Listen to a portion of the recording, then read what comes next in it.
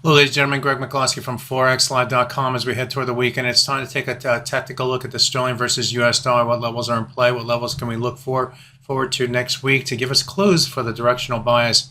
I'll talk about them in this video, so let's get started.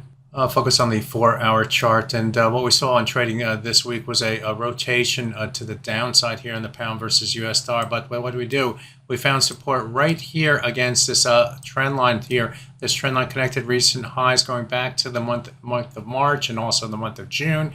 We broke above that a few weeks ago and moved up to the high price of 134.39 before rotating to the downside of the last few weeks.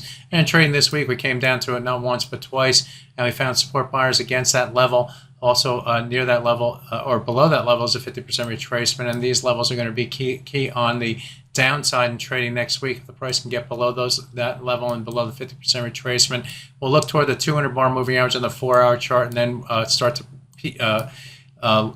get through other levels on the downside as the bias shifts back to the downside. But as long as this level can hold right here, I look at it as a positive for the sterling versus US dollar. But on the top side, we have work to do with the move back above the 100 bar moving average on the 4-hour chart to help propel the market, give the buyers more confidence at the 128.93 level. If we can get above that level, I think it opens the door for further upside momentum for the pound versus US dollar. Need to stay above that level, however, so be aware, be prepared. So that's my look at the sterling versus US dollar from a technical perspective in where we stand and where we may be going. My name is Greg McCloskey. Good fortune with your trading. Bye-bye now.